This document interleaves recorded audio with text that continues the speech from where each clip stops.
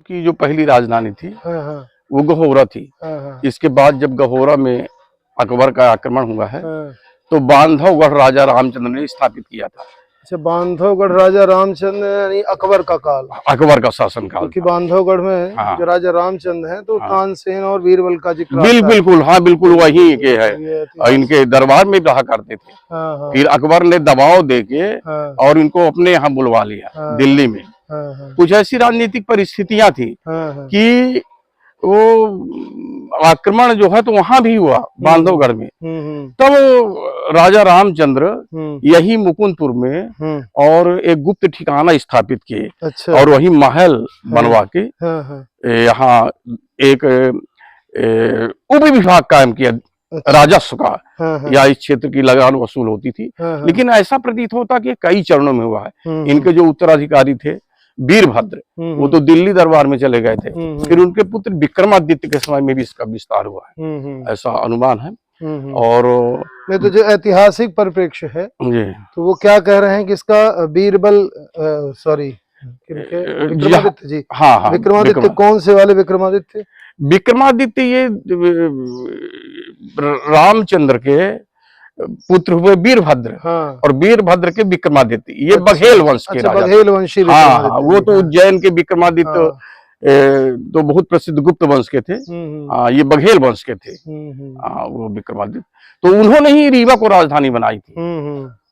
और एक उप राजधानी के रूप में दूसरा स्थान चुनते थे। तो मुकुंदपुर उस समय कलचुरी काल का है, रीवा से भी बहुत पुराना है। तो कलचुरी काल में इसका बड़ा महत्व था।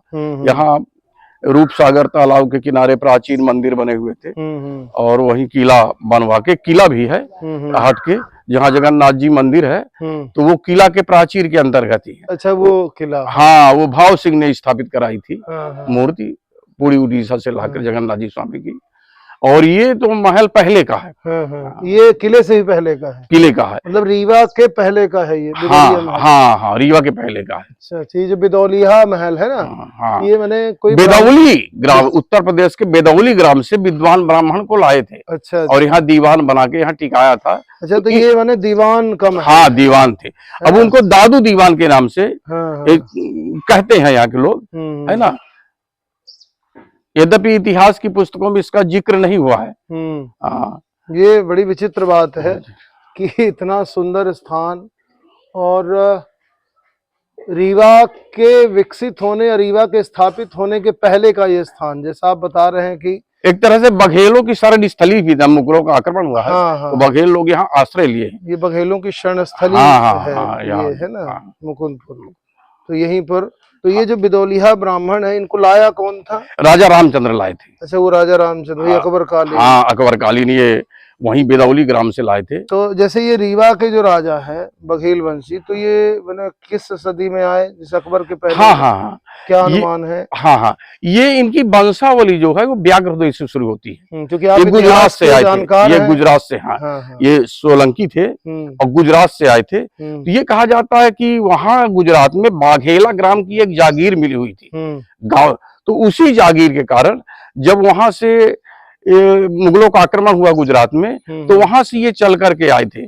तो पहले ये कहते हैं कि कालिंजर में भरों का शासन था, तो वहां आए, कालिंजर राजा के यहाँ नौकरी किए। फिर इसके बाद कालिंजर के राजा ने यहाँ लोधी, जो गहोरा में लोधी वंश का शासन था, तो इन्होंने इनको ला के कर फिर आक्रमण किया था। फिर गहोरा इनके हस्तगत हो गया और फिर यहीं से गहोरा से इनका राज्य शुरू हुआ। गहोरा वो हाँ, करबी बांदा का क्षेत्र, करबी बांदा का क्षेत्र है। गहोरा।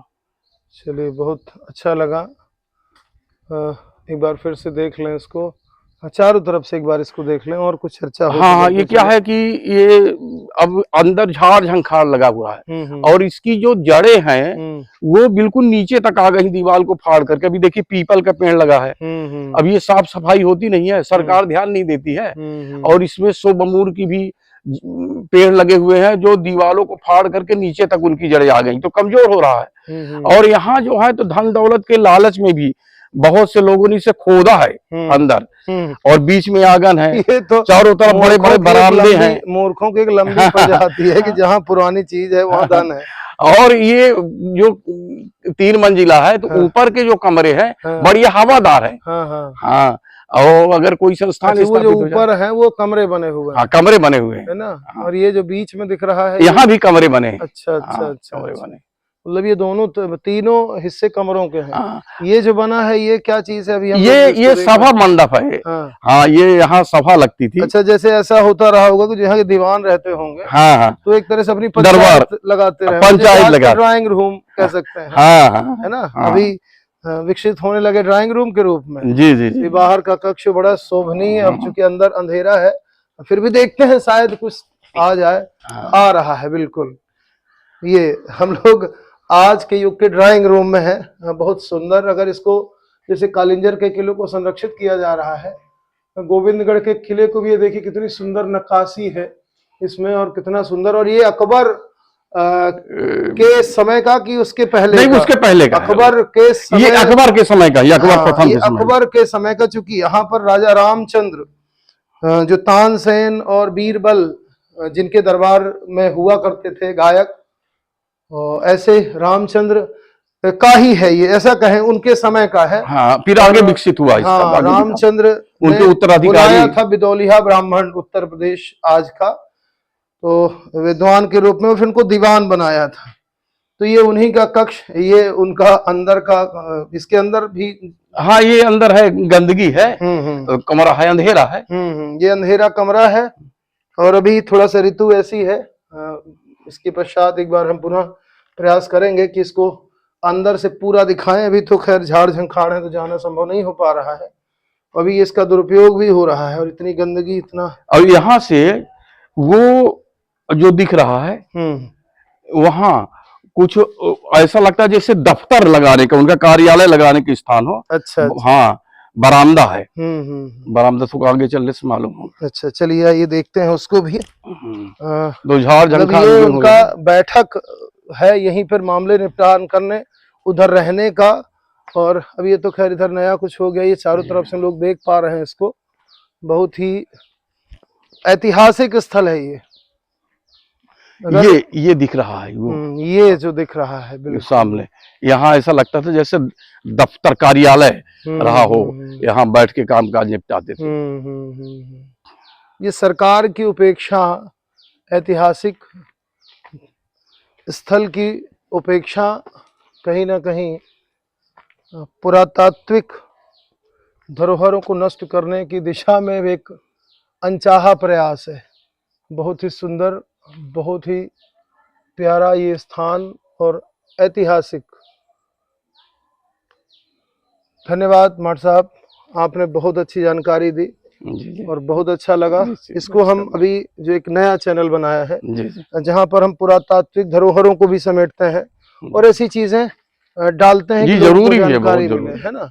तो अभी तो खैर 4-5 दिन पहले ही इसी उद्देश्य बनाया है। चलिए बहुत अच्छा, ये तो इस दिशा सब में लोग बहुत उसमें अच्छा जुड़े भी और देखें, और इसको हम प्रमुखता से जो मुकुंदपुर के और भी स्थान है उनको ये देखिए, जैसे व्हाइट टाइगर सफारी है, पर्यटन का केंद्र है, पर्यटक आते दूर दूर से। तो पर्यटक हमारी बस्ती में भी आए, अगर सरकार इसका सौंदर्यीकरण कर दे। यहाँ के जो ऐतिहासिक और धार्मिक स्थल प्राचीन है, क्योंकि ये बहुत पुराना गांव है, कलचुरी कालीन है, और पुरातात्विक महत्व की मूर्तियां भी है, उनको संरक्षित कर जाए। बिल्कुल, ये बहुत ही अच्छी बात है। और इसको हम चूंकि पर्यटन के लिए आदरणीय राजेंद्र शुक्ला जी का बड़ा हाथ रहा टाइगर सफारी में, तो उन तक आज ही हम एक ग्रुप के माध्यम से पहुंचाने का प्रयास करेंगे, जिसमें हम सब लोग जुड़े हैं। तो बहुत बहुत धन्यवाद, बहुत बहुत धन्यवाद।